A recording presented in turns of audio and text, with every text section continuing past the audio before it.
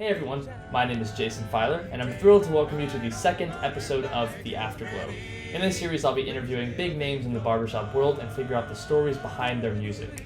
For this episode, I'm very excited to have on the baritone of instant classic, the 2015 Barbershop Harmony Society International Quartet Champion, as well as a very accomplished arranger, recording artist, and solo vocalist. It's Kohl Kitzmiller. I've gotta be cool, relax, get hip, get on my tracks, hit the backseat, hit jive, take a long ride on my motorbike till I'm ready, a crazy little thing called love. Yeah, you're right. You might know Kohl from his incredible performances on the international barbershop stage, but he's not only a standout singer, he's also a renowned arranger, known for incredibly creative arrangements that breathe new life into the barbershop genre. I will also note that he's in the process of releasing an incredible album, which I have linked to in the description, and which I think you should all consider taking a look at. In this interview, we'll dive into his creative process, explore the inspirations behind his creative arrangements and performances, and we'll learn about the experiences that he's had both on and off the barbershop stage. So, there's no reason to wait any longer. Get ready for an engaging conversation where we'll uncover the passion and artistry of Kohl Kitzmiller. How's it going? I'm doing great. How you doing? I'm doing wonderful. Thank you for being here. So, we're going to be interviewing him, finding out about his inspirations, about his album, about his arrangements, all these kinds of things. So, without further ado, let's just talk about, just introduce yourself a little bit and what got you into singing in the first place. Okay, yeah. So my name is Kohl Kitzmiller, and I am a barbershopper, a lifetime barbershopper. I don't know if the term barbershop brat has been thrown around yet, but that's what I am. My parents were both barbershoppers, and when you're a brat, you were born into it. So I became a barbershopper the moment I was born because my parents were. So yeah, and I got into singing kind of because of that. My mom was always singing around the house. My dad was always singing around the house. He was an arranger. He was in quartets, and my mom was too back in the day. And yeah, so that's basically it. I mean, my parents just did it, and then I just kind of picked it up. I listened to a lot of barbershop growing up. Some of the classics from the 70s, 80s, 90s, Suntones, Boston Common, those sorts, Keepsake, and then some other stuff that was maybe smaller scale, but those are the big hitters for sure. But yeah, and I listened to a lot of OC times when they were that's like really when I started getting into it. Was like, 2004, 2005. I actually haven't missed an international barbershop convention since 2004 in Louisville, which is pretty cool. I've got a good streak going. But yeah, so I've been singing a long time, and my parents definitely got me into it. I started singing also in a barbershop chorus that my dad directed at the age of 9. But I'd been going there much before then, just sitting in the back room coloring at the 6, 7 years old, just kind of spending time with my dad and going out there and being part of that chorus. And I sang in it when I got old enough. So that's kind of my origin story. And then from there, it's all just gets crazier. So Yeah, awesome. Thank you. So, where did quartet singing come in along the way? Because you mentioned a chorus, and where was the beginning for you saying like, I'm going to join a quartet? And then which eventually would lead to, competing and winning the whole competition. So where did that begin for you in terms of quartet singing? Well, okay, so I sang in a quartet called Hoosier Daddy, and for those who don't know, I'm from Indiana, and we say Hoosier like the basketball team or a resident of the state. A bit of a play on words, punny. I always hated it, but I had no choice. I was 14 at the time when I joined my first quartet. But that was with my dad and my brother and a guy named Theo Hicks that I think some people know. And we went out, and I think we got a 68.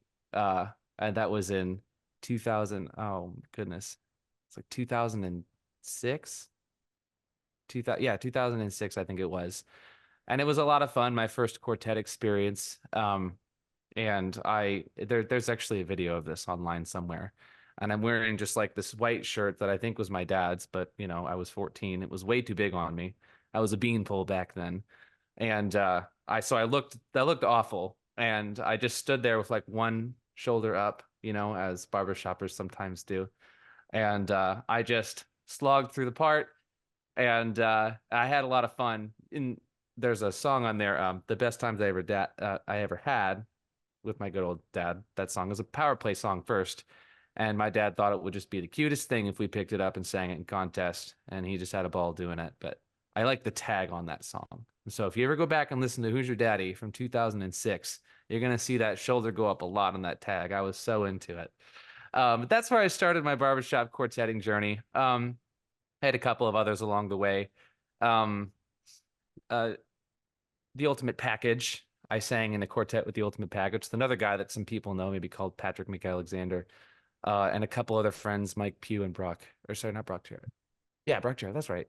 Yeah, who hasn't been around barbershop too terribly for a while. But yeah, so I sang in that quartet, and then I sang in a quartet called Heatwave, which competed at International in 2009, and we got 40 something with like a 77.8, I want to say. It was pretty good. Nice. We had fun. And then came the Quartet Instant Classic, which technically started a little before that. I was in two quartets for a while. And that journey was the big journey there. And so I've technically been a part of that quartet since 2009. So we celebrate 15 years as a quartet this year, which is crazy. 9 years Wow. since we went to the national. So yeah, it's pretty exciting stuff. Yeah, cool. Thank you for that background information. So, who are your maybe biggest individual influence in terms of like the singers? Like which of the singers in the barbershop world have you really looked up to? And then we'll talk about outside the barbershop world, but which, individual singers, maybe baritone, maybe otherwise, but just, who you've really looked up to and want to emulate. Yeah. So one of the people that I wanted to emulate the most, and maybe it's because I was a big fan of OC Times, but I really liked Pat Claypool's voice. I thought he was just so cool. So I listened to him and I was like, I want to be cool like Pat Claypool. Yeah. And so that was the first one. And Mhm. then I loved how good and clean. Again, it just shows like when I really started to like invest in barbershop and getting better at it was in the mid 2000s. So a lot of my people that I liked were from that time. I also really liked Mark Metzger's voice from Real Time. I thought he just had such a clean, brilliant tone, and I wanted to sound just like that. And I would say as far as baritones go, those would probably be the top two, at least at that developmental time for me. Um, and as far as leads go, I really like Chuck Sisson, who won, oh my goodness, can't remember the title of the group. They were from Chicago area. Oh my goodness. Well, we sang one of their songs, Rose-Colored Glasses, in 2010 in International. Or sorry, 2012, when we got second in the college contest. Oh my goodness, I can't remember the name of that quartet. Someone's gonna get so mad at me. Some historian from the barbershop world's gonna be like, "How dare you not know?" But it's escaping me right now. But I really liked the lead delivery from him. And I also really, really liked just the quality and brilliant singing that came out of Mike Slamka's voice. Um, Both in Power Play and in Crossroads, I thought that he was a good storyteller and just a beautiful singer. And I liked how he put everything together, and it was a very inspiring sound. Um, so those are probably the biggest ones. I don't really have necessarily like a bass influence because I don't really sing a lot of bass and tenor, not so much. But it was I wanted to express like these leads, and I wanted to have this clean sound like these baritones, and so that's kind of the big people in barbershop that were influential for me. Yeah, wonderful. All right. And what about people outside of barbershop, just vocalists who you really have looked up to throughout your time as growing as a singer? Hmm. That one's a little bit different. Because I don't necessarily think about it a ton. Well, I will tell you some groups that I really liked, and maybe it's more the groups themselves than the singers inside of the group. But I loved listening to Queen growing up. I thought Freddie Mercury was one of the best vocalists I've ever heard. And I loved how there's just this reckless abandon about the way he sings. And I found that so inspiring because, like, I felt like, well, that could never be able to do something like that. Um, so I really, really liked Queen. I got it was the Platinum Greatest Hits album, and it had 3 CDs in it. And the first two were all just like the hits of Queen. and I wore those things out. And then there was a third CD that had like it had a bunch of like features and duets and interesting stuff like that. And that CD got lost in my childhood at some point. So I heard it for a little bit, and then it got like, thrown under all my PS1 games, and I never saw it again. Until we cleaned something out and we found it 5, 6 years later after we'd lost it. And so then I put that one in and I started listening to it. And there's a song that Queen did with a bona fide opera singer called Barcelona.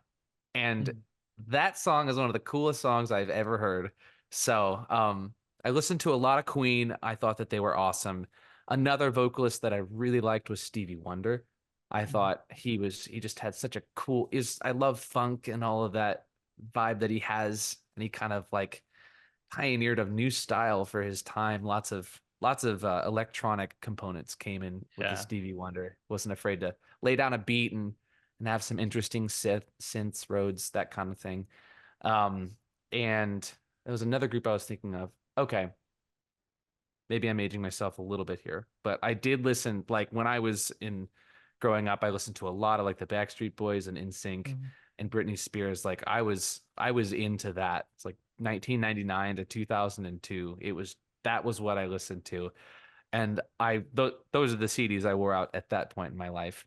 And so I really liked, and 98 Degrees too. A lot of people didn't listen to 98 Degrees like they did NSYNC and the Backstreet Boys, but 98 Degrees had some good stuff. In fact, I was just this morning singing their rendition, 98 Degrees rendition of She's Out of My Life, originally done by Michael Jackson. And that is such a cool arrangement of that song. It's a cappella. A lot of those boy bands didn't do things totally a cappella. They had instrumentation, but that one was a cappella. And then it wasn't until after I heard the 98 Degrees one that I started listening to the Michael Jackson version, which was also magnificent. And another person that I really like to listen to. So I don't know. I could go on for days about various different artists, but those are kind of the heavy hitters that had a big influence when I was growing up. But I would be remiss if I didn't mention that I also listened to a lot of jazz. So like Frank Sinatra was another person that really had some influence too. But it felt like that was a time capsule, versus the rest of the stuff that felt more new and relevant, even though like, the heydays of Stevie Wonder and Queen were well before I started listening to them. But yeah, so those are the biggest ones, I'd say. Yeah, great, cool.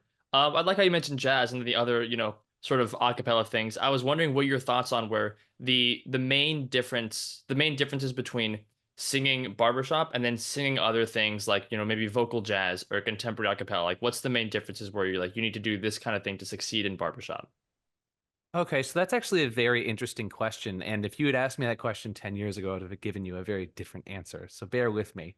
I think that the older version of barbershop, the more enshrined, like this is the way it used to be, version is very technical. So you go back to like the 80s, the 70s and 80s, and you hear people like Bluegrass and, all these groups that were just technically magnificent, right? And there was something magical about something being so clean and so perfect.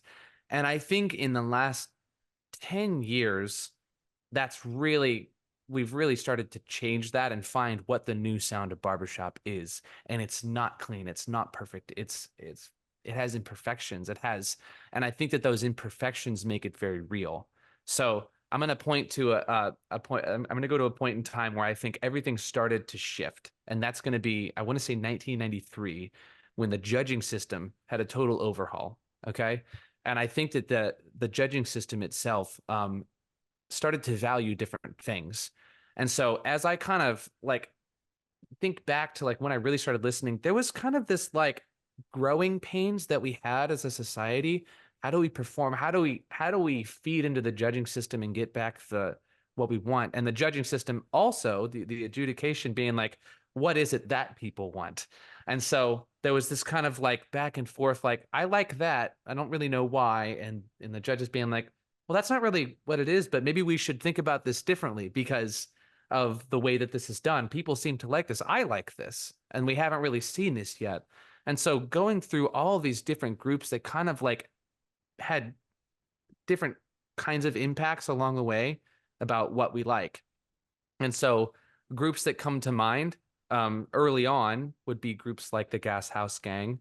They did it a bit differently than other people. They still very much fit into the old system, but there was this power about them that people were just like crazy for. And I believe they're the first ones that won in that system. And then I go to a group that won 2 years later, Marquee, and you know, Randy Chisholm and the way that he sings, so amazing. And you hear that and it's like, I really like that too. How do we value that? And so like, what was it about Randy Chisholm that everyone liked? It was just the beauty of the way he sang, the passion with which he sang. And then I come to a group, not to skip over any champions, but just the ones that come to mind. You come to Platinum and they just explode with sound. You know, it's so good. Highest scoring song for, I think it might still be the highest scoring song, Cuddle Up. But, you know, they had a different thing about them. And then I go to the group like Vocal Spectrum came in, another different, clean, young, brilliant sound. But among all of these groups, there wasn't, to me, there wasn't like a lot going on below them that was really, I'm going to say spectacular, but it didn't stand out from the page. There was still wonderful art being created. But I think that people singing at different levels in today's contest are jumping up from the page in ways that people maybe in the 10 back in 2007 may not have. I think the quality of singing has gotten a lot better. I think that the impact from the music itself and the performances are jumping off the pages in ways that we haven't seen before. And that time in the 90s and like early to mid 2000s was kind of those growing pains. We don't really know what the new style of barbershop's going to render. And as you continue to move forward, it's like, okay, we've got something that has really changed from what it was, from that perfect, technically good 70s and 80s stuff into what makes us feel something more in a different way now. But they're both beautiful in their own ways. So I kind of went tangential here. What was the original question? Yeah, no, that's really good. I was gonna ask something about that anyway. So, but yeah, so I was wondering what your thoughts on were like comparing singing barbershop to singing like contemporary a cappella and vocal jazz. But that was some great insight, and I totally love what you're saying about all that kind of stuff. Oh, yes. Okay. So I think that what I was trying to come back around to was the fact that there's no right way to sing barbershop like there was 40 years ago. There was kind of a right and a wrong way, and this is how you do it back in the 80s. So I've been told. I wasn't around. But that's the, you know, and then they're changing. It's like, okay, well, what works for you? What do you like? And so I think that there's an empowerment of the performer that we have not seen that's really coming in strong. And so like, it's like somebody like Theo, and maybe I'm a bit biased, but Theo is a very good example of somebody who sings from within and shares that. And that wasn't necessarily valued much prior to Theo. I think he came in and kind of they looked at it differently, you know? And I think that's what really sets it set a new tone to some extent. The way that he sang, we're seeing a lot more of that coming into the fold with these champions that are singing now. Daniel Cochran comes to mind, you know, and just Signature as a whole coming with a lot more just like, this is who I am. You know, it's almost like a statement that goes beyond the music. And I really love what they were able to do with it. And we see that in a number of groups today. I think of Smoke Ring. I think of, there's another group I had in mind. I don't know, but it's changing, you know, different groups like expressing themselves and being rewarded for being honest with themselves, honest with the music. And I think that that's what people want. People want stuff that's real, and it gets rewarded because that's what people want. It's kind of like a vicious cycle. You know, people want to feel that. And so the judging system adjusts to what people want. And I think that's why the system that we have in place is so good. It's so valuable and so necessary that it does adapt to meet the needs of the consumer, the people that absorb the music. We love that. And so the judging system reflects that. And that's one of the best parts of it. Cool. All right. So, one last thing before we get to other things like arranging and whatnot. I was wondering how you, as someone who's slung a few different things and been around, but have had the most success on the baritone slot in instant classic. What has it been like for you singing baritone, and what kinds of things have given you success in that slot that you may think differently in other parts, like lead or maybe even bass? Baritone, baritone. It's a very difficult part to sing. And I will say, at least on my behalf, it's like the only one I feel like I can successfully sing. There's a lot of weight on your shoulders as a lead that I struggle to really capture. I can do it here and there, but I'm so comfortable in baritone. Because like my range, like my chest range isn't particularly high and impressive, and my low range isn't particularly low and impressive. I have just that like G to G, like just that money range that baritones often sing. And the one thing that I do in instant classic that's maybe a bit unique from other groups is I sing a lot of tenor. And when it gets high in that chesty range, and somebody like David Zimmerman, who can sing all of those notes with ease, where I would be struggling or cracking or whatever, I just flip above him and sing the tenor part while he's railing out some A's and A flats and stuff like that. But as a baritone, I've I don't know. I think one of the things that's been interesting for me is that you can be a baritone and be expressive, which I think wasn't exactly common knowledge 20 years ago when I started singing, is that like you can sing this part that is technically difficult and challenging, and you can be expressive while you do it. And like I attribute a lot of that to Theo, who like I was like, I want to sing like Theo, and I'm singing baritone. Can I be expressive too? And knowing that like you can do things like have dynamics, you can do things like use vibrato. You can maybe bump out of the texture. And when you have a feature as a baritone, you don't have to stand there and do your job. You have to express like you're a lead. And so like that's been one of the biggest challenges for me as I continue to grow, is that like, oh, I don't have to necessarily do it the way everyone tells me I should. And I've seen a lot more of that too, and just generally around in harmony parts, a lot more expressive singing.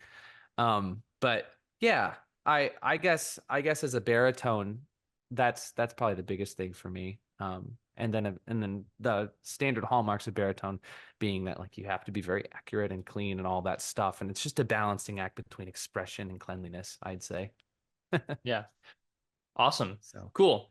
Thank you for all that wonderful insight. So let's talk a little arranging. So what brought you into the arranging world in the first place? Whether it's barbershop or something else, like what first got you into that? I mentioned earlier that my dad was an arranger, and I got to listen to a number of his arrangements growing up being sung in the chorus that he was directing, or by his quartet, who he sang in a number of quartets, but his big one was Classic Ring, and they were in the Illinois district in the early 90s, and he got a CD with them. So I listened to that CD, and he had two, maybe three charts on there that were his, and that was really cool. And so I was like, well, I kind of want to be like that. I want to be like my dad. So I started arranging in high school, and this was before I had notation software or anything like that, but I knew numbers, kind of. Yeah. And so the first arrangement I ever did was Follow Me, which Instant Classic ended up picking up later. We made it better. Don't worry. It wasn't quite good enough when I gave it to them. But, the other three guys in my quartet who are also arrangers, we worked it out together and we made it better. But I had like good instinct back then, but not necessarily the technical proficiencies to make it clean and amazing or anything like that. It was just I was just writing numbers down on college ruled paper in my English class as I was writing this out, and I was like, how do I harmonize this melody? And so that's what I did. I wrote it out like that, and I did a lot of like recording in high school as well. And I would record tags a lot. I actually have some on my YouTube channel from, Yeah. oh my goodness, I want to say 2008. So 14 years ago, sorry, 16 years ago. But I would go home and record that, and then I did this arrangement of Follow Me, and so I went and I sang the melody. That was easy. And then I harmonized around it, and I was like, ooh, this kind of sounds like a quartet could sing this. And so I would like envision it in my head and maybe write a few numbers or stuff down on in school or at home, and then I'd sit down and I'd sing it. and I'd edit it up and I'd be like, okay, like this is music. Um, and so I like that, but my technical skills weren't necessarily there yet. As I continued to like go to college and stuff like that, I started to do some more arranging. And one of the next big ones I did, not including the like 10 or 15 that I started and never finished at that point, was a song called When She Loved Me, which I arranged, I want to say my first year of college. So I would have been 19. And that one came to the quartet, and it got the quartet treatment where they were like, well, we should change this, and maybe we could use a breath here, a pick up here. Like, I don't know if I like this chord. So it got worked over like that in the quartet. And then, yeah, so I did a few of those things in college. And then I opened my business in 2015, right after we'd won. So August of 2015. I would say, yeah, basically 9 years to the day. I opened that up, and then I said, I'll offer learning tracks, something I'm comfortable with. At that time, I had about 20, and let's do some arranging as well. And so when I opened up arranging, I maybe only had like 3-4 arrangements that were completed at that point. And I said, if people want it, I'm gonna figure it out.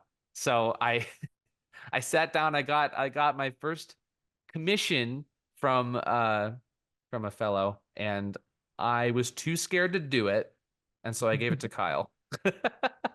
And then I got another commission, and then I was too scared to do that, and Kyle said, "You just got to do this." And that arrangement was Bella Notte from I believe Lady and the Tramp is what that's from. And I was like, okay, we're gonna do it. So I sat down and I arranged my first commission in, I think it was the spring of 2016. And I did a couple things here and there, and then I guess I'll finish with in late, sorry, right in August of 2017, I got a super virus. I was sick for 5 weeks, no voice, and I slogged through a couple of tracks, but it didn't feel like a good decision to do it. But I was like, I've got to make money. No one else is going to pay my rent. So I sat down and I reached out to the Newfangled Four, and I was like, Newfangled, I have an idea for you. This song called Banana Phone. I think you should really sing this. Because I had just heard them do the Newfangled Tango at International that year. And I was like, I was thinking about doing Banana Phone for Instant Classic. That's a fun fact a lot of people don't know. And it was on my mind for like 2 years or so. I was like, this song is so cute and funny. And then I was like, no, it's got to go to Newfangled. And so I said, Jackson, what do you think? He's like, we're in. Let's do it. And like that was when they decided they were going to be a comedy quartet. And they came out with Supercalifragilisticexpialidocious as same year. And then I did it. I uploaded it to a shared folder that I had with the quartet, and they listened to the MIDI of Banana Phone because, again, I couldn't record yet because I was sick. And then Theo and Dave, Theo specifically got mad at me. He's like, where did this come from? I didn't know you could do Barbershop. And I was like, yeah. And so he was like, I demand that you do an arrangement for us. And so I said, okay, I can't sing. I might as well sit and do something instead of being pouty and sad. So I arranged the Route 66 A Train medley right after I did Banana Phone. And like leading up to International that year, I really wasn't a known arranger at all. So in 2018, both of those songs got featured, Banana Phone in the contest, and then Route 66 A Train on the AIC show. And from there, it just snowballed, and now here we are 6 years later, and I've done arrangements for people I never imagined I would arrange for. And it's kind of crazy how quickly it can happen. Just 1 or 2 well-placed songs for the right groups can launch you. So that was kind of my experience with that. Yeah. Awesome. Cool. So, a lot of really good stuff there. There are a few things I'm gonna touch on from what you said, but first I want to ask, who are some of your maybe biggest influences for arrangers that you've had over the time when you've grown as an arranger? Okay. I would be remiss if I didn't mention these 5 people, which is everyone in my quartet, because I sang a lot of their stuff. So Theo Hicks, David Zimmerman, and Kyle Kitzmiller, all of which like they were awesome arrangers, and we kind of like we grew together in some ways. The thing that's a little weird is I'm a lot younger than them. Not a lot, but like I'm 6 years younger than my brother and like 4 years younger than the other two, which doesn't sound like much because I'm 32 now and they're 36 and 38. But back when I was 17 and they were 21 and 23, that feels a lot bigger. Yeah. So I felt like I was kind of behind them in some way. But we grew together and they helped me a lot on my journey because they had a lot more knowledge about music when I started arranging. I also should mention my my father, uh, who I again listened to a lot of his stuff, and then kind of like my peer in all of this is Patrick, because he started a little Mhm. earlier than me, but we're about the same age, Yeah. and so like our journey kind of like went in lockstep in some regards. But I think he got started earlier with some bigger groups. I'll give him that. And another again, going back to like me listening to a lot of OC Times, most of their stuff was done by Aaron Dale. And I really liked what he was doing. And I valued that. I valued like the rhythmic integrity of his arrangements and something I really liked. I was like, oh, you can do stuff on offbeats and oh, you can do a lot of like rhythmic stuff. And that was pretty wild back in 2006. And then I would say I should also mention David Wright. Not as much. I didn't sing as much of his stuff, but I liked a lot of what he did, like say for the Gas House Gang and groups of that nature. He was obviously a prominent arranger, and I liked the stuff that he did. He was just good at it, you know? And Yeah. so I was like, I want to be good like David, and I want to be good like Aaron and all these other people. So yeah, I would say those are my biggest influences for arranging. Yeah. Wonderful. Cool. And something else you had mentioned was how you would bring, you'd brought some arrangements to Instant Classic and then sort of worked it out together. What's it like to, have a group of arrangers who you can bring arrangements to, first of all, to perform, obviously, but then also, to get a little bit of feedback along the way. What's that like for you as an arranger who has like a creative vision for a piece? Uh, if they weren't my friends, it would be very daunting. But I get to say that those guys are my best friends, so um, I was open to it, but I was also sensitive to it. When you arrange something, it's kind of like putting a little piece of yourself on a paper, you know? It's personal, it's entirely yours. And so when somebody comes in and wants to make suggestions or corrections, you're like, okay, we can do that.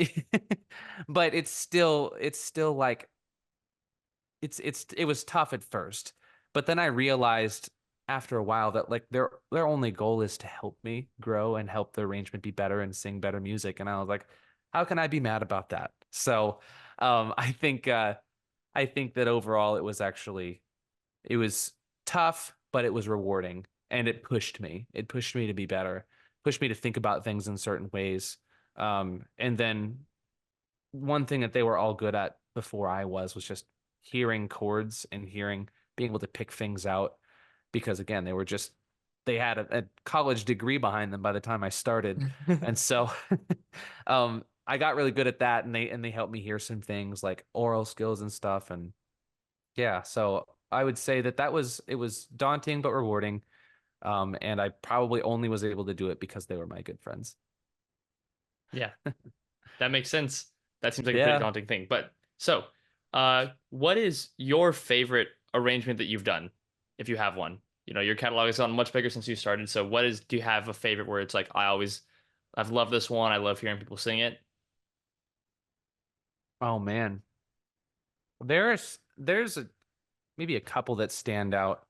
Sure. Um, I gotta put the trolley song in there. That was a lot of fun to arrange. First take did that one trolley song. I've done it 2 years now at International, which is really cool. Um, oh goodness, I haven't actually arranged for Instant Classic in a while. So Mhm. a lot of those, like I would have said that at the time. I would have said Route 66, but I think I would have done a lot of things differently now. Okay. But at that point in time, like that was it. I was like, look at this. Um, I really like what I did with the barbershop cliche for Yeah. Newfangled. Um, I came up to Jackson. I was like, "What if I like wrote a song for you? What do you think about that?" And he was like, "Yeah, sure, why not?" And so I ended up doing that for them, and that was a lot of fun. Um, Hmm. It's so I have a hard time picking. That's my problem. They're all unique pieces of work and they're all special for different reasons. Yeah. I did a chart for First Take called At the Swing Cats Ball that they Mhm. haven't sung in international. But it was like song it was their seventh choice of the six they had this year. So Uh, I got it to them a little bit later and they were just like, you know what, we'll hold off this year, but it sounds like they may sing it next year. mm. But I really like what I did with that one, but yeah, I'll have no reference for that yet. But yeah, it's really hard to pick one. And I feel like now it's like I have a list. I feel like I almost have to scan it and be like, oh yeah, that one. Oh yeah, I really like that one. Yeah. Um, I will say this, and I know we'll get into it in a moment. I've actually found that some of the stuff that I like the most is actually really simple. Mm. And I'll point to a song on my album right now, which is "To Let a Good Thing Die." And part of the reason I like that one is because it is a very, very simple song. It's like a solo over three parts, and it's the message, it's the delivery, it's everything, it's the just like the very symbolic nature of the song that makes it special for me. It's not necessarily pyrotechnics or crazy stuff. It's about to me it's about creating something that feels appropriate and good for the song from front to end. So, while I can point to all the crazy ones like Route 66 where I just, blow the top off, ace in the hole, stuff like that. Mm. I find myself being more moved by the simpler songs that I do. Another one I'll point to is "You've Got a Friend in Me," which has been done, I dare I say, too much.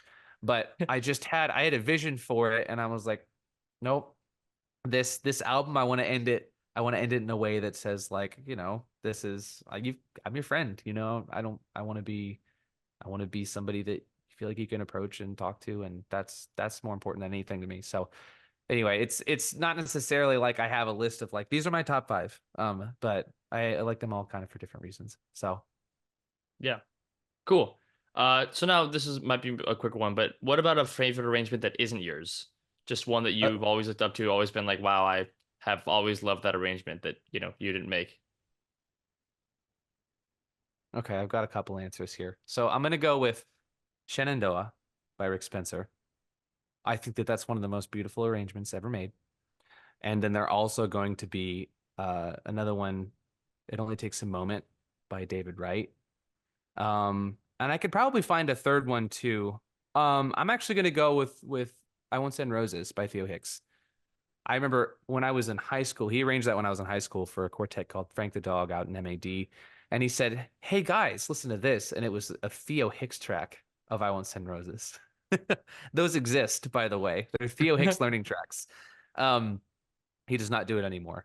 Um, but he might. Who knows? He might start back up. But I remember listening to that one on repeat, and I was like, this climax is perfect. It's such a good climax to this song. And so I heard it and I was like, Fia, we got to sing this. I pushed for that song more than the other three. He was like, oh, I don't know. I don't want to like upset Frank the dog. I was like, well, you did it for him like 3 years ago. Like I feel like it's fair game now. And so we talked about it and then we picked it up and people actually told us like, don't do that song. It's not you guys aren't, that's not you. You guys aren't the kind of people that would be this character. And we basically are like, but that's kind of what acting is, right? You play a character that's not you. And Yeah. so there's some truth to any song if you can just find a way to vibe with it. So I find myself really drawn to good ballads. I enjoy a good uptune too, but I a good ballad with a good message goes a long way for me. So those three would probably be the ones off the top of my head that I think are the best. Yeah. Wonderful. So what is the process like for you differently for, say arranging first yourself for your album versus arranging for a custom for a quartet or something? How has that been different for you? Yeah. So one of the first things that I have to take into consideration are the rules and constraints of it being a contest song. Mhm. If people want a song for contest, then I have to kind of like let go of some of that creative control, especially if it's a song that doesn't necessarily fit harmonically inside of the contest system, which I have my thoughts about, but I'll do it if somebody wants me to do it, and I think I can make it happen. I'll do it. Um, So that's the first thing. And I feel like that kind of does, put a grip on the creative aspect of arranging. So that's the first thing. If it's just a show tune, then I have to think about other constraints like ranges and ability. If I'm arranging for a chorus like Music City, which I've never done, but if I were, I would have to think about like a lot less range wise because they have so many capable people in a chorus that they can basically accomplish anything versus a quartet that's singing 72, you know, and I want to give them something that's accomplishable. So I might not go as crazy on the climax, or I might find different ways to make it interesting that aren't difficult. But when I'm arranging for myself, like it's really nice to just know, like I know exactly what I can do. Like I know my range, like Yeah. inside and out, and I know like what I like, and it's just like spitting like whatever makes me happy on a piece of sheet music, you know? Yeah. And then I turn that into something that I think is beautiful. And so when it comes to that stuff, like that's what I think about a lot. It's just like for me, it's just easy to just put it down there and write it and just go with it. And then I can make changes later if I want, I write something down for an arrangement for my album and I'm like, I have a better idea now. And then I just sing that and I'm like, okay, I'll just update the sheet music. Um, but yeah, for other groups, a lot of constraints around range, around contestability. If both of those things don't matter, then I just do what makes me happy. So, and people generally like that, I think. Yeah. People come to specific arrangers because of what they believe that arranger is good at or what that arranger could do. And so for me, like people come to me and I have specific kinds of songs that people want me to do. And I found myself doing a lot of like pop poppy stuff to go into the contest, or specifically like pop theater, like the new stuff today, Greatest Showman, Dear Evan Hansen kinds of stuff, Pasek and Paul. And they're like, hey, do you think you can do this for contests? And I'm like, yeah, I could probably make that happen. But what I really want is for people to ask me to do more jazz charts, but it's already saturated with so much good jazz that was done in the Yeah. 90s and aughts that I'm like, that's just not much demand for it now. A lot of people want to do the more contemporary stuff that fits in the contest. So Hmm. Yeah. yeah. Cool.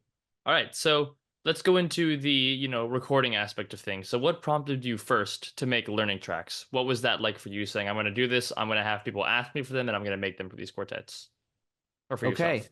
So it started when I was 15 years old, and my brother was in college and he got a degree in music technology at the time. And he came home with this program and he said, hey, you should totally try recording. Or more, it was more like, hey, I'm gonna record. And he was doing a couple tracks at the time, and I was like, ooh, I kind of want to do that. And he got me set up with the program, and I started recording tags that I put on my YouTube channel, as I mentioned earlier. Hmm. And that's kind of where it started. And then I did trying to remember what the first, oh my goodness, I remember. So I recorded a song completely by rote, no arrangement, when I was either 15 or 16, Faith by George Michael, which I have since arranged and is and the Barbershop Harmony Society sells. But this was not that arrangement. It was much worse. And I recorded a song called Faith, and it was from an a cappella group, whose name escapes me right now. Maybe Inside Out. I don't know if you've ever heard of them. And they recorded a song called Faith, and I was like, "Ooh, that's cool. Let me try that." And it was bad. It was very bad. But I was so proud of it. And then I just was like so excited to continue to do more of that kind of work. And so I recorded a song called Get Happy from another, or sorry, not Get Happy, Get Ready, from another a cappella group.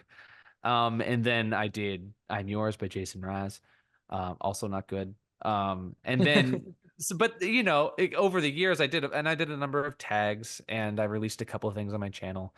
And then one day I started doing like more pop songs off the radio instead of barbershoppy stuff. And yeah, I ended up doing a 5-minute Black Eyed Peas medley Oh, wow. with 5 songs from the Black Eyed Peas, and it was a huge undertaking. At the time, I believe I was in my senior year and I was running track. So I'd go to school And I had my track practice until 5, and then from like 5:30 until I went to sleep, I would work on this thing for like a month straight. It Uh-huh. was wild. But I got it done, and it was like really cool. I was learning about all sorts of different plugins and like how to make different sounds and stuff. And this was no formal training at all. It was just pressing different buttons and seeing what I could come up with. But yeah. And then I got my first commission. I believe I was also a senior, and I did Clay Hines' arrangement of "You Are My Sunshine," Okay. which I did for a group down in Tennessee. A guy I met named DC Nash was, I believe, directing the chorus down there, and I met him at HU like the year before, and then he reached out and said like, "Hey, you do some stuff online, and what do you think about doing this track?" And I was like, "Okay." And so I can't remember what I charged him. It certainly wasn't enough. Um, I guarantee it was like $120, which to me was like that was big money back then. Um, and and I did it. That was my first commission, and I didn't really do much in college. I actually didn't record for like 2 years unless it was for a project for school. And then my senior year of college, I started picking it back up, and that's when I really started. So like basically January, it was like this December of 2014, January 2015. I started doing a couple of things here and there. Stuff for my quartet, stuff for Circle City Sound, which is the chorus that the other three were in at the time. I did a couple of things for Instant Classic and GQ. Uh, and at that time, the quartet had been doing some tracks as well. So I guess I did some of those too. We did that for like a year while I was in college, and the quartet pumped out like 19, 20 different tracks. And we put it in our fund so we could go to international. But that's kind of what got me into it. And yeah, and then I graduated and went international that year. And then I was like, now it seems like as good a time of any when I don't know what I want to do with my life. And the people that said they were going to hire me aren't calling me back. Let's open a business. Yeah. So that's how I got started. Yeah. Cool. So how is that turned into I'm gonna make some albums? Because this is not your first one. So what really has got you to be like, I'm gonna take this, I'm gonna make my own arrangements, I'm gonna make my own album and put that out? When I was in high school, the guy named Tim Warwick came out with an album, and it was the first thing I'd ever seen like it, where I was like, this guy who makes like really good tracks came out with an album. I don't remember what year it was, but it was like a maybe 2008 or 9 when he came out with it. And I thought that was the coolest thing I'd ever seen. And so Yeah. from then on, I was like, I want to be like Tim Warwick. And so I'm going to make an album someday. And I had lists of songs and tracks that I had done, and I was like, these might be good enough to make an album. And then I listened back and I was like, I'm really glad I didn't release those because I was 16 and I had no idea what I was doing. But I always had that dream to just like be the artist, release my own album, do it my own way, and then maybe someday people would listen to it. But um that was really, I mean, listening to Tim sing Night as a Thousand Eyes on his first album, I'm thinking that was the coolest thing I'd ever heard, among others. That was the one I went back to a lot, but I was like, I want to do that someday because that's really cool. Yeah. Yeah. Nice. And so what about this album specifically? What did you say that was like, I'm gonna come back to this whole process, record this whole thing, put it out? What was that like for you for this album's process?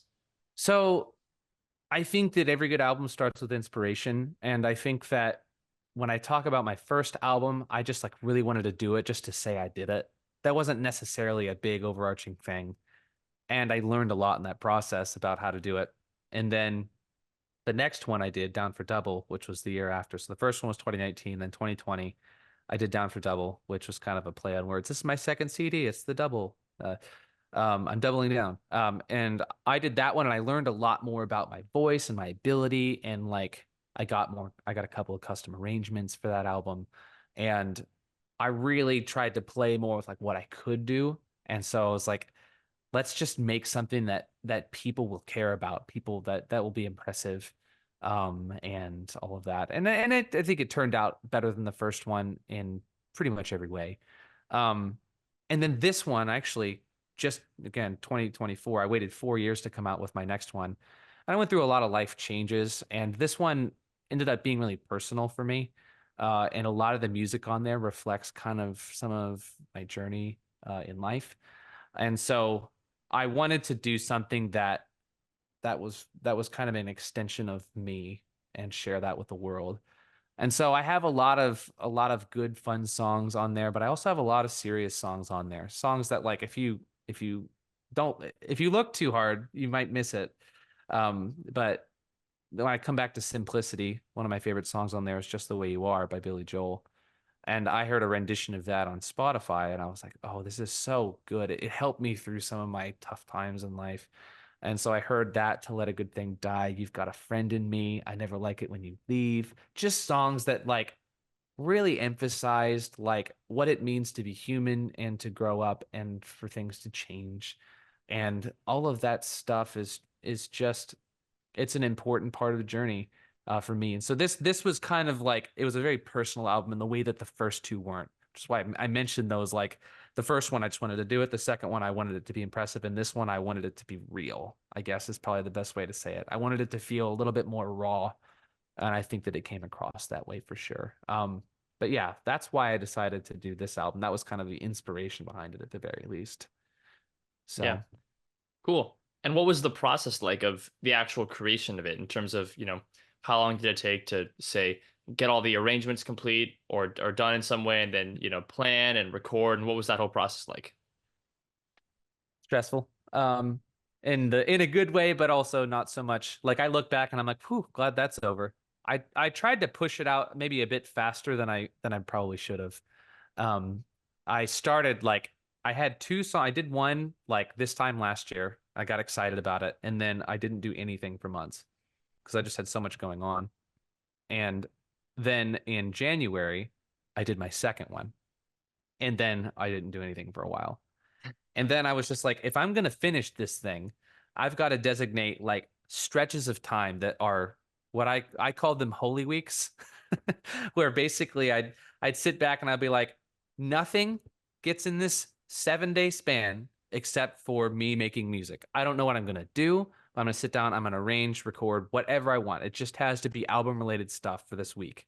And they were sacred to that regard. And so that the process of doing it was me like doing my absolute best to like work really hard to make sure that like I got everything done before I started the week and I could kind of breathe and then just like sit down and like make this album. And I had like 4 of those weeks to get it all done.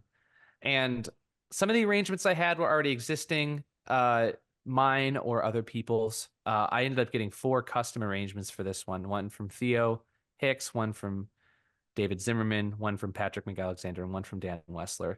And that was twice as much as I got on the last one, but I really wanted to have some different voices, not just my own. The one thing I did do this time is I ended up arranging a lot more. I ended up doing, so on the first album, I had five arrangements that were mine, 3 of which were done before I did the CD. And on Down for Double, I only had 4. And on this one, I had 7. And I had 1 fewer song. Like, so I had 14 songs and 7 of them were my arrangements. And I want to say 4 of those 7 were custom for this album. And it just felt good to do that. To like really put something out there that felt appropriate for what the vibe I was going for. But yeah, the process of doing that was great. I think that, it was a little stressful pushing up against some deadlines with the arrangers. But they all delivered and we got it all done. And, I really wanted to have it out for pre-order before International. That was like my big goal. I didn't want to like miss that awesome opportunity to like have it up on the Jumbotron and be like, hey, y'all, like this is here, pre-order it. And so I made it by a week. Before I released that, I think I finished David Zimmerman's arrangement 3 days before I released the album with revisions and everything. And I was just like, we're moving on. We got to get it out by International. So yeah, that was definitely, it was stressful yet rewarding. That's what I'll say. Cool. So if you do plan on making any more in the future, which you've got time to do that, of course, what might you do differently that you maybe didn't do this time, or that you did do this time that you might not do the next time? Anything that you learned from this process specifically? Yeah, so I think I need to give myself more time to do it. So instead of trying to cram this thing into like basically 3 months or 4 months, I'm gonna try to give myself maybe like 8 months. Like if I were able to do a song or two a month over 8 months, then that's enough. If I decide to do an album, another thing that's kind of interesting now that I've hit three, just like standard albums, I feel like now I can start doing themed albums or themed EP Mm, releases sure, yeah. where I have an idea right now to do like a blues EP. Not necessarily all like classic, 12 bar blues or stuff like that, but like some like bluesy, that kind of vibe. And it's a vibe that I think works well for me, and I kind of want to lean into that a little bit more. Some other stuff maybe not so much. Um, but yeah, I think that I learned a lot about like just the timing of it. Not that I knew it before too. I just didn't listen to myself when I was like, I'll be better next time, and I wasn't. Um, but yeah, and I think I want to do like more custom stuff for my arrangement versus like trying to look through everyone's catalog and making it work or my own catalog. What if I just set out 5 songs and I was like, these are the 5 I'm gonna do. I'm gonna arrange them all, and they're all gonna have like kind of like a similar vibe and theme to it because they're mine. More singer-songwritery like Sure. mindset and approach versus like trying to do it, you know. This is a collection of songs that come from all over the world from a variety of different arrangers, and they don't really have any thematic connection. So I want something to be a little bit more of a package next time, probably. Yeah. Wonderful. All right, so for anyone who's watching, all the links to download the album and to buy it off his website will be in the description. It by the time this comes out, it will be out on streaming, but remember that it does help and it supports him more if you get it on his website. You can download it and also order it a physical copy. That's true, right? You get a physical Yes. copy. Yeah, you Awesome. can. Yeah. So, Right here. Look at so this bad boy. there you Woo! go. For So real. download it on the website. It's a wonderful album, and you will not be disappointed that you did that. And I'll also put, other links to videos, and also you can get his arrangements on the website as well as learning tracks. So remember that. So, thank you for all this. Before we end, I want to do a little bit of a game here that I haven't done before with any of Ooh. the groups. I'm gonna tell you a song, and then I want you to say if you were to arrange it, what group would you want to hear sing it, either quartet or chorus? That Okay. make sense? Okay. Yeah, let's do it. All right. The first one is "When I Was Your Man" by Bruno Mars. When I Was Your Man by Bruno Mars. Hmm. If you were to arrange it, who would you want to hear sing that one? After Hours. Good choice. All right. How about this one? "You Are Not Alone" by Michael Jackson. Oh, signature for sure. Yeah. Uh, Now this one might be tricky. "Fur Elise" by Beethoven. Instant classic. Too easy. Okay. How about "We Will Rock You" by Queen? We Will Rock You by Queen. I want to hear Westminster sing that. I Yeah. want to see the stomp clap. I want him to just I want him to shake the stage, and I want the crowd to go wild. Hmm. Westminster. Yeah. All right. And last one, "Hello, My Baby." If you were to arrange it. If I were to arrange it, um, there's a lot of ways I could go with this. I think what it sounds like to me is super barbershoppy, lots of pyrotechnics, lots of like really fun stuff. So, I mean, I'll give my first answer will be first take. My second answer would be, oh man, there's so many good options here. Um, I'm gonna say Music City Chorus, but like a parody. Uh, That's what I'm gonna say. that's a good point. All right, so if anyone from any of those groups are listening, you can commission him for arrangements. So just so you know, yeah, Always available. if any of those sound really cool to you, let him know. All right, so uh, thank you so much for being here. This has been really awesome. Again, for anyone who's watching, I will put all the links to everything in the description. Multiple videos of his arrangements, him performing, and obviously his website where you can get his learning tracks, you can get his arrangements, you can buy his album. So before we leave, anything that you want to say in terms of any like maybe a little fun story you have, anything at all that you can think of where, some viewers might want to hear about this, or just any final remarks before we go. Yeah, I guess like just a general remark about being an artist, is that like art is not necessarily quantifiable in other people's eyes. It's what it means to you. And so as a performer, always remember that, like, if it has meaning to you, and you want to share that with the world, don't hesitate to share it, because your story matters, whether it's fun, whether it's very serious. Don't ever let anything get in the way of that art. Perform and be the best version of yourself you can at all times. Yeah. Wonderful. All right. Thank you so much for being here. This has been awesome. Thank you everyone for watching, and I will see you next time.